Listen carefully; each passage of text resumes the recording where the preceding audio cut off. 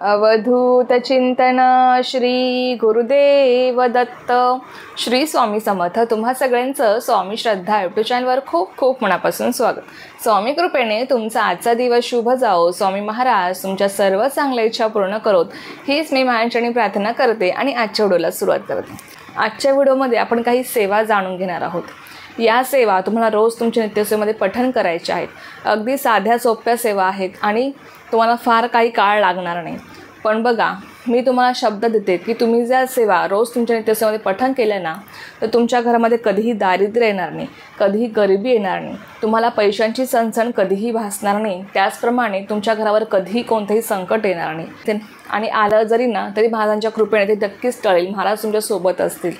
बघा, या सेवा केल्याने आपल्या घरामध्ये सुख, शांती, समाधान नांदतं. आणि हा माझा स्वतःचा अनुभव आहे आणि यावरनं मी तुम्हाला ही सेवा आज शेअर करत आहे. मी सुद्धा या सेवा रोज करते आणि मला असं वाटलं की आज तुमच्यासोबत या सेवा शेअर करू, जेणेकरून तुम्हाला सुद्धा या सेवांचा लाभ घेता येईल. तर त्यातली सगळ्यात पहिली सेवा अशी आहे. बघा, या सगळ्या सेवा आपल्याला स्वामींची नित्यसेवा करून करायच्या आहेत. म्हणजे आपण स्वामी चरित्र सारामृताचे रोजचे 3 अध्याय वाचत असतो क्रमशः. तुम्हाला सगळ्यांना माहीत आहे, ते पण तुम्हाला वाचायचे आहे. श्री स्वामी समर्थ या मंत्राचा तुम्हाला जप करायचा आहे. तुम्ही 11 माळी घेत असाल तर 11 माळी करा, 5 माळ करा, 7 करा किंवा एकच माळ घ्या, पण अगदी मनापासून घ्या.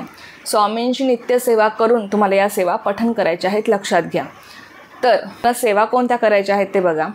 त्यातली सगळ्यात महत्त्वाची आणि पहिली सेवा म्हणजे श्रीसूक्त. श्रीसूक्ताचं पठण आपल्या घरामध्ये रोज झालं पाहिजे. केंद्रात सुद्धा आपल्याला सांगितलं जातं की श्रीसूक्ताचं पठण आपल्या घरामध्ये रोज एकदा तरी झालंच पाहिजे. आणि खरंच ही गोष्ट खूप महत्त्वाची आहे. श्रीसूक्त तुम्ही रोज घरात पठण करून बघा. तुम्हाला आयुष्यामध्ये कधीही पैशांची अडचण भासणार नाही, कधीही दारिद्र्य, गरिबी तुमच्या घराचा उंबरठासुद्धा शिवणार नाही. एवढं प्रभावी हे स्तोत्र आहे श्रीसूक्त. आणि त्यातल्या त्यात जर तुम्ही श्रीसूक्ताच्या प्रत्येक ओवीला कमलात्मक मंत्र लावून त्याचं जर पठण केलं, म्हणजेच श्रीसूक्ताच्या प्रत्येक ओवीला कमलात्मक मंत्राचं संपुट लावून तुम्ही त्याचं पठण जर केलं तर अतिशय उत्तम आहे. याने तुम्हाला त्वरित लक्ष्मी प्राप्ती तर होतेच, पण तुमच्या पैशांच्या अडचणीसुद्धा सुटतात. लक्ष्मीप्राप्तीचा मार्ग तुमचा मोकळा होतो. अनुभव नक्की घेऊन बघा, तुम्हाला खूप पैशांच्या अडचणी असतील, कर्ज झालेलं असेल ना, तर तुम्ही रोज 16 वेळेस श्रीसूक्त म्हणायला पाहिजे. आणि त्यातल्या त्यात कमलात्मक मंत्र लावून. आता कमलात्मक मंत्र लावून बऱ्याच जणांना मी सांगितले, म्हणजे माहीत आहे, मी बऱ्याच वेळेस ही माहिती शेअर केलेली आहे, पण तरीही आज तुमच्यासोबत थोडक्यामध्ये सांगते. श्रीसूक्त हे 16 ओव्यांचं आहे. श्रीसूक्ताच्या प्रत्येक ओवीला कमलात्मक मंत्र कोणता आहे? ओम श्रीं ह्रीं श्रीं कमले कमलालय प्रसिद्ध प्रस्थम श्रीं ह्रीं श्रीं महालक्ष्मी नमः. हा जो कमलात्मक मंत्र आहे तो श्रीसूक्ताच्या प्रत्येक ओवीला लावून म्हणायचा. पहिली ओवी म्हणायची, कमलात्मक मंत्र म्हणायचा. दुसरी ओवी म्हणायची, कमलात्मक मंत्र म्हणायचा. असं पूर्ण 16 ओव्या होईपर्यंत तुम्हाला कमलात्मक मंत्र लावून म्हणायचं असतं. आणि सगळ्यात शेवटी तुम्हाला फलश्रुती पठण करायची असते. आता तुम्ही जर रोज 16 वेळेस श्रीसूक्त पठण करणार असाल तर फलश्रुती फक्त सगळ्यात शेवटी एकदाच पठण करायची आहे, लक्षात घ्या. आणि खरंच तुमच्यावर खूप कर्ज असेल, तुम्ही खूप आर्थिक संकटात सापडलेले असाल, तुम्हाला वाटतं की आता ताई खरंच खायलासुद्धा अन्न नाही आहे, 2 वेळेचं जेवणसुद्धा आम्ही करू शकत नाही, एवढी परिस्थिती हलाखीची आहे, तुम्ही रोज 16 वेळेस श्रीसूक्त पठण करून बघा. खूप जास्त प्रभावी सेवा आहे. महिनाभरात तुम्हाला या सेवेचा अनुभव नक्कीच येईल. त्यानंतर आणि तुम्हाला जर वाटतं की नाही ताई आमची परिस्थिती व्यवस्थित आहे, तरीसुद्धा तुम्हाला रोज श्रीसूक्ताचं एकदा तरी पठण आपल्या घरामध्ये करायचं आहे. तुम्हाला सगळ्यांना माहीत आहे, लक्ष्मी माता चंचल आहे, आज आहे तर उद्या नाही. म्हणून आपल्या घरावर कधीही आर्थिक संकट येऊ नये, पैशांची अडचणी आपल्याला भासू नये, माता लक्ष्मीने आपल्या घरामध्ये अखंड वास करावा, यासाठी तुम्हाला श्रीसूक्ताचं रोज एकदा तरी पठण आपल्या घरामध्ये करायचं आहे. त्यानंतर बघा, तुम्हाला सिद्धकुंजिका स्तोत्र आपल्या कुलदेवीसाठी तुम्हाला पठण करायचं आहे. ज्या घरामध्ये कुलदेवीची सेवा घडत नाही, ज्या घरामध्ये कुलदेवी सेवा केली जात नाही, तुम्ही त्या घरामध्ये कितीही सेवा करा दुसऱ्या, तुम्हाला त्या सेवेचं फळ नाही मिळणार. कारण की तिथे कुलदेवीची सेवा घडत नाही. कुलदेवीची सेवा करणं पण खूप महत्त्वाचं आहे, लक्षात घ्या. केंद्रात पण सांगितलं जातं की कुलदेवी सेवा आपल्याकडनं घडलीच पाहिजे. कुलदेवी ही आपल्या कुळाचं रक्षण करते आणि आपल्याला प्रत्येक संकटातून ती वाचवते. आपल्या जे काही अडचणी आहे त्या ती दूर करत असते. कुलदेवीची सेवा जर आपल्याकडनं घडत नसेल तर आपल्याला प्रत्येक कामामध्ये अपयश येतं. त्याचबरोबर पैशांच्या अडचणीसुद्धा भासतात. कोणतेही कामं आपले पूर्ण होत नाही, संतती होणं, लग्न होणं, शैक्षणिक कामात अडथळे येणं, कोणतंही तुम्ही काम घ्या, तुम्हाला त्या कामामध्ये यश मिळणार नाही जर तुमच्याकडनं कुलदेवी सेवा घडत नसेल तर. म्हणून आपल्याकडनं रोज कुलदेवी सेवा घडली पाहिजे असं तुम्हाला जर वाटत असेल तर रोज सिद्धकुंजिका स्तोत्र आपल्या नित्यसेवेच्या पुस्तकातच आहे. या सगळ्या सेवा आपल्या नित्यसेवेच्या पुस्तकात आहे, तुम्ही जाऊन बघा. सिद्धकुंजिका स्तोत्र आपल्याला पठण करायचं आहे आणि जी व्यक्ती रोज सिद्धकुंजिका स्तोत्राचं पठण करते ना, तिला कधीही अपयश येत नाही. ती एक यशाची चाबी आहे.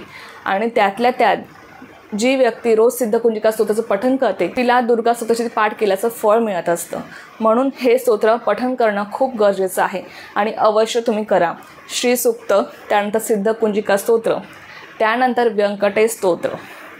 आता बरेच भक्त व्यंकटेश स्तोत्राचं पठण रोज करतात, पण जर तुम्ही करत नसाल तर अवश्य करा. भगवान व्यंकटेश हे भगवान विष्णूंचे अवतार आहेत आणि ज्या घरात भगवान विष्णूंची सेवा केली जाते त्या घरातून माता लक्ष्मी कधीही जात नाही. म्हणून आपल्या घरामध्ये रोज व्यंकटेश स्तोत्र एकदा तरी पठण करावं. संस्कृतमध्ये करा किंवा मराठीमध्ये करा. संस्कृतमध्ये केलं तर वेळ कमी लागेल, 15 ओव्यांचं आहे. अगदी 2 मिनटात तुमचं संस्कृतमध्ये पठण करून होऊन जाईल. आणि मराठीत केलं तर तुम्हाला जास्तीत जास्त 4 ते 5 मिनटं लागतील, त्यापेक्षा जास्त वेळ लागणार नाही. तुमच्या यथाशक्तीनुसार तुम्ही व्यंकटेश स्तोत्राचं मराठीमध्ये पठण करा किंवा संस्कृतमध्ये करा, पण पठण अवश्य करा व्यंकटेश स्तोत्र. त्यानंतर तुम्हाला सेवा करायची आहे ती म्हणजे कालभैरवाष्टक. कालभैरवाष्टकाचं तुम्हाला रोज पठण करायचं आहे. ज्या घरामध्ये कालभैरवाष्टक पठण केलं जातं ना, त्या घरामध्ये कधीही कोणतं संकट येत नाही. त्या घरातल्या व्यक्तींचं पाऊल कधीही वाईट दिशेने पडत नाही, त्यांना कधीही दुर्बुद्धी येत नाही. कारण की कालभैरव हे सत्याचे देवता आहेत, तुम्हाला सगळ्यांना माहीत आहेत. आणि जे कोणी असत्याच्या मार्गाने जातात त्यांना ते चांगलाच धडा शिकवतात. आणि त्याचप्रमाणे आपल्या घरातल्या कोणत्याही व्यक्तीचं पाऊल वाईट दिशेने पडू नये किंवा आपल्या घरावर कोणतंही संकट येऊ नये यासाठी तुम्हाला रोज कालभैरवाष्टक पठण करायचं आहे. तुम्ही अवश्य पठण करून बघा आणि अनुभव घ्या. या सगळ्या सेवा मी रोज पठण करते आणि अनुभव घेतलेला आहे म्हणून तुम्हाला सांगत आहे. नक्की करून बघा. या ज्या काही तुम्हाला सेवा सांगितल्या आहे ना, या तुम्हाला रोज पठण करायला अर्धा तास भरपूर झाला, तुम्हाला अर्धा तासापेक्षा जास्त वेळ लागणार नाही. तुम्हाला फक्त एकदाच पठण करायचं आहे. जास्त वेळ मी म्हणत नाही, पण तुम्हाला जर खूप प्रॉब्लेम असतील ना पैशांचे तर मी तुम्हाला सांगा की 16 श्री सूक्त तुम्ही अवश्य पठण करा. त्यानंतर बघा, याशिवाय तुम्ही रामरक्षा स्तोत्र, मारुती स्तोत्र तुम्ही रोज पठण करू शकता, जेणेकरून तुमच्या घरावर कोणतंही संकट येणार नाही, कोणतंही दुःख अडचण तुम्हाला भासणार नाही. बघा, रामरक्षा स्तोत्र जी गर्भवती महिला आहे तिने ते रोज पठण करावं आपल्या पोटावर हात ठेवून, जेणेकरून बाळाचं आणि तिचं रक्षण होतं. रामरक्षा स्तोत्र पण ज्या घरामध्ये पठण केलं जातं ना, त्या घरामध्ये एक सुरक्षा कवच तयार होत असतं. तर कोणाचीही वाईट नजर त्या घरावर पडत नाही, आणि पडली तरीसुद्धा त्या घरातल्या सदस्यांचं त्या वाईट नजरेपासून रक्षण नक्कीच होतं. रामरक्षा स्तोत्र हे सुद्धा आपल्या लहान मुलांसाठी आपल्यासाठी खूप महत्त्वाचं आहे. तुम्ही अवश्य पठण करत जा. त्याचबरोबर रामरक्षा स्तोत्र पठण करणार असाल तर मारुती स्तोत्रसुद्धा तुम्हाला एकदा पठण करायचं आहे. आणि गुरुचरित्र 14वा किंवा 18वा अध्याय हा पण तुम्ही रोज पठण करू शकता. दोन्ही अध्याय नाही जमत तर फक्त गुरुचरित्र 14वा अध्याय तर तुम्ही रोज पठण करू शकता. दोन्ही अध्यायांचं महत्त्व आहे. गुरुचरित्राचा 14वा अध्याय हा संकटापासून रक्षण करतो, कोणतंही संकट आपल्या घरावर येत नाही. आणि त्याचप्रमाणे गुरुचरित्र 18वा अध्याय तर आपल्या घरावर कधी आर्थिक संकट येऊ नये, आपल्याला पैशांची अडचण कधीही भासू नये यासाठी आपल्याला हा अध्याय पठण करायचा असतो. म्हणून हे दोन्ही अध्यायाचं पठण करणं शक्य असेल तर अवश्य करा. नसेल शक्य तर गुरुचरित्र 14वा अध्याय जरी तुम्ही रोज पठण केला तरी चालणार आहे. पण मी म्हणेल की तुम्ही या सगळ्या सेवा करून बघा. या सगळ्या सेवा करायला मला अर्धा तास लागतो.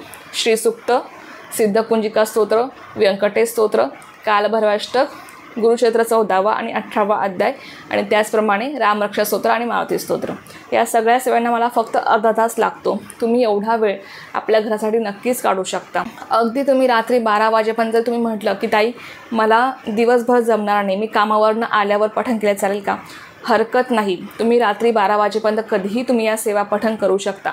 फक्त दुपारी 12 ते 12:30मध्ये तुम्हाला या सेवा पठण करायच्या नाही आहेत, लक्षात घ्या. कारण की त्या काळात आपण कोणतीही सेवा करत नाही, कारण की तो काळ दत्त महाराजांचा भिक्षेचा काळ मानला जातो. बघा, आपण सगळेजण कधी खचून जातो.